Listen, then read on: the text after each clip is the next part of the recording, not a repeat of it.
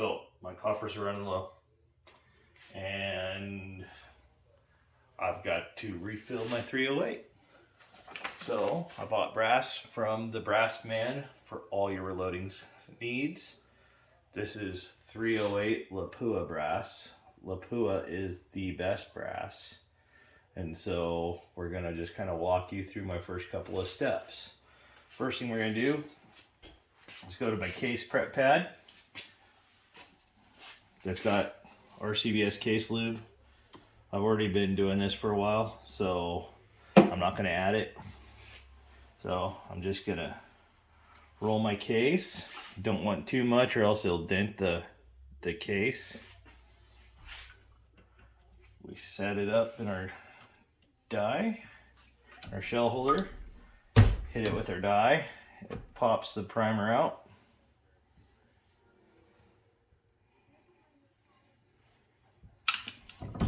We pull it out.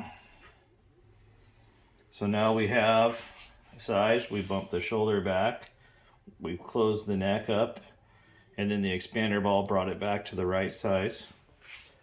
We're gonna put it in the RCBS Case Pro 2. I just started using this case prep system. I kind of like it. It's super simple. Push in, spin until it quits cutting. See, it's quit cutting. Pull it out. Turn on my case prep center.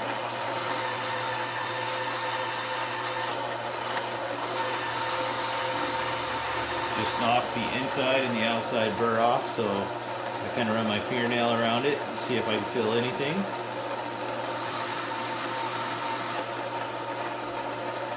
And then from there, I'm going to throw it into my wet tumbler.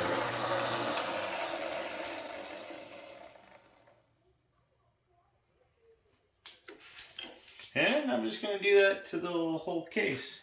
I prefer to use the wet tumbler over a dry tumbler because number one, it gets the brass cleaner inside, and it also gets the cases, the flash holes cleaner. The negative to it is getting all the damn little steel pins.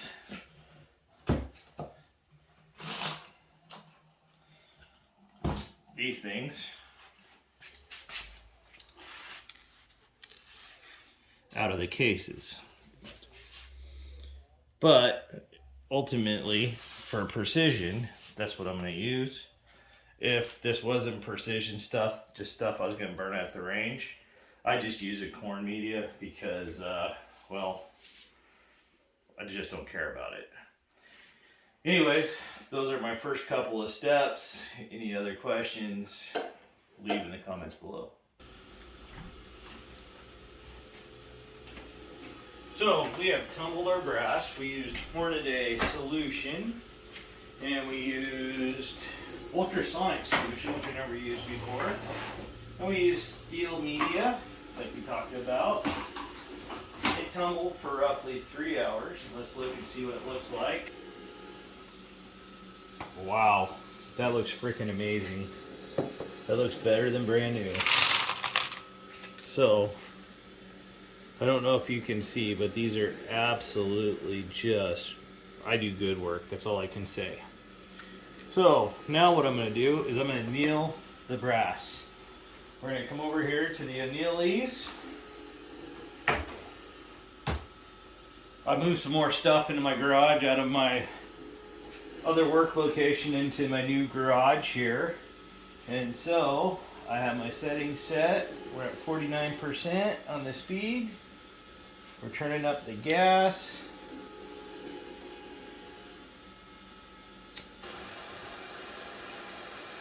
So I'm just going to run these through twice.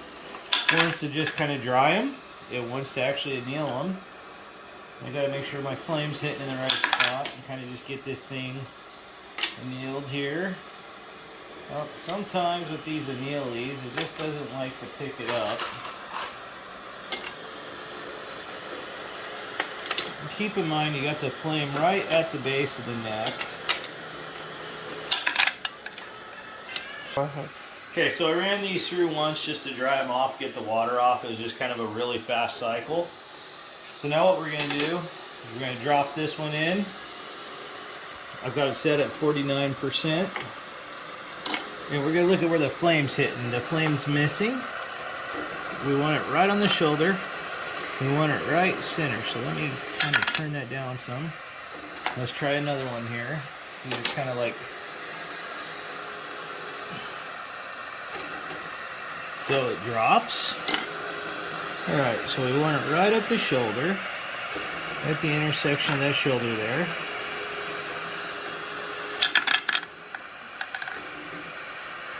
Let's try another one here. We can do this many times as long as we don't overcook the brass. Oh, too far. So we just kind of bump it back. And now we're going to give it a little bit more flame. And then what we're going to do is we're going to shut the light off for a second. And we're going to make sure that we're centered on it right here where the flame's hitting. And it dropped right before it turned red. That's exactly what we want. So turn the light back on. And see, that one had beautiful coloration. I'm not going to touch it because it burned the crap out of me. So we're just going to kind of dump these test pieces out over here. And the cool thing is, we're going to load these up.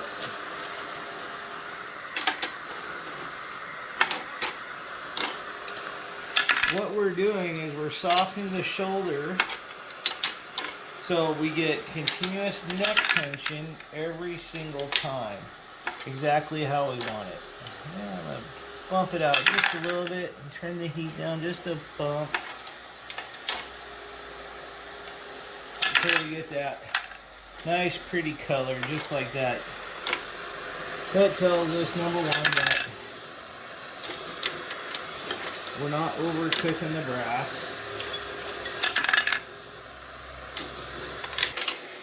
So we're just going to load this up. What we're doing is we're making it where the neck tension's the same. It gives us longevity of the brass.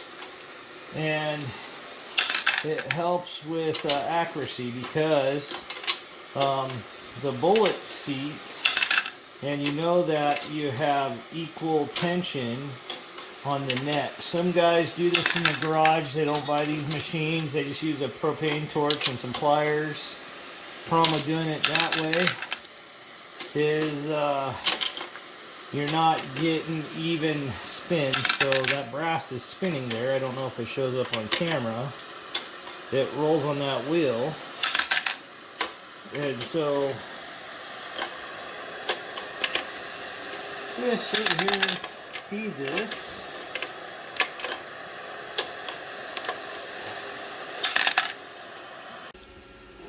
So now that all my brass is annealed, I'm going to let the propane burn out of the torch so it doesn't turn the liquid in the line, plugging up the nozzle, and then I have to buy a new nozzle.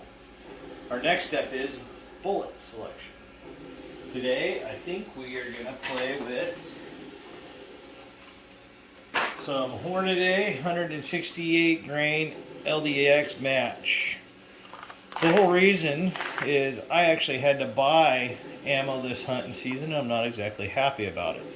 So I figure we just give you a short video about this. Our next step is I've already pre-selected our powder. So when you anneal the neck, sometimes it gets a little sticky. So we just got to kind of retool some hardness back into it. So run it on your lube pad once, twice. That felt good. We've reworked some stiffness back into it. And then, so because we're doing 308, we're going to select match grade large rifle primers because we're trying to shoot lights out with these guns. At least I am. And keep in mind, it took many years to acquire all this crap. And if you're thinking about getting into reloading, just keep in mind, it takes years to acquire this all, and you don't need to rush out and buy all this shit in one step. Annealing is a novelty, it's not something you necessarily have to do. I went probably 15 years without annealing. So now we're primed. Come on, baby, come out of there. We fill it, we're nice and flush underneath. We're going to set that there for a moment. Now we're going to take, I just bought this new set of dies because I felt like buying a new set of dies. It's my fourth set of 308 dies. I'm going to take that. What I'm going to do, I'm going to take a preloaded bullet. I'm going to kind of screw my die in here. I just bought this Summit press. I don't know if I like it or not yet. We're just going to screw this on down. So we're going to run this down. And we're going to screw this down until we have tension. There's some tension, and I'm going to go just a bump farther. And then we're going to screw this down.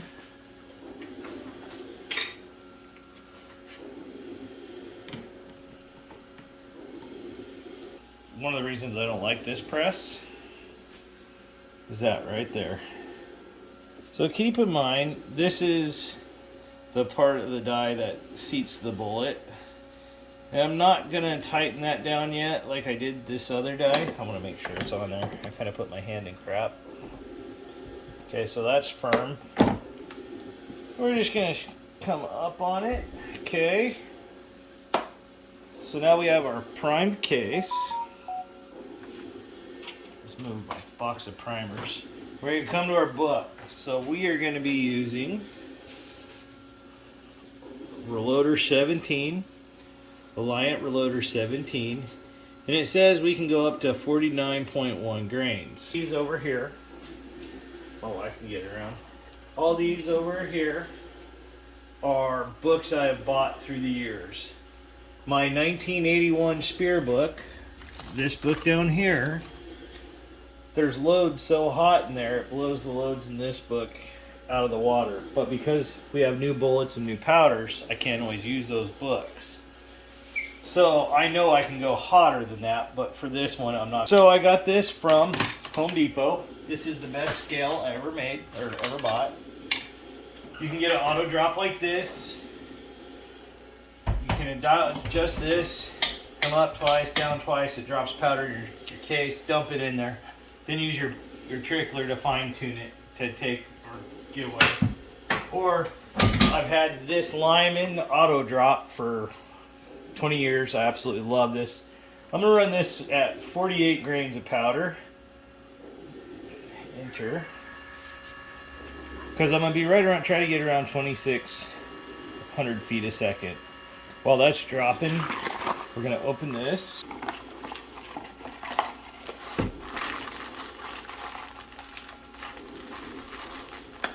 So we have 48 grains of powder here. It says it keeps bouncing up and down, 48 to 48.1. So we're going to grab this, and then we're going to double check on this one because this one has 2 decimal points. So it says there that we're at 48.08. Now we're at 48.02, which is more than acceptable. That is less than 1 kernel. We're going to take our specialty funnel. It's got little cuts in the bottom. We're going to dump that in high on the thing because it kind of swirls around and stacks a little better in there. You can see our powder down inside.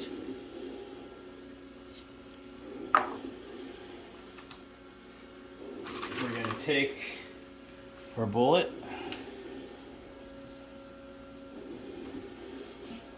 We're going to kind of bump it down, and then we're going to rotate about a quarter of a turn. We're going to come down a little bit farther. Move it a little farther and come all the way down. Then we're going to take our calipers. So we grab our calipers, we throw it on the bullet, and we're looking for 2.810. So we're actually a little long. Book actually calls for 2.8, but 2.810 will barely fit in the mag. So it says there that I'm about 20 thousandths too big, 18 thousandths too big. So it's real easy. Every quarter turn is 5 thousandths. So we go 5, 10, and that's roughly about 15 thou right there. We're gonna come down, spin and spin.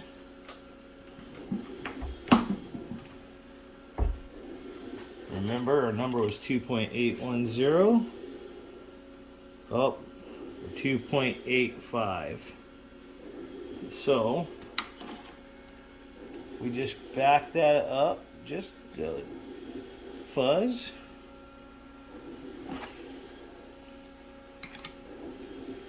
We tighten that down. Then for our last step here,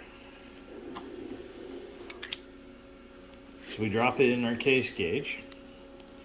This is nice and flush. Everything sits nice and flush inside there. This is almost perfect, except for you can see my water spots on there, which I'm not too concerned about. It's annealed. This is a high piece of precision right here.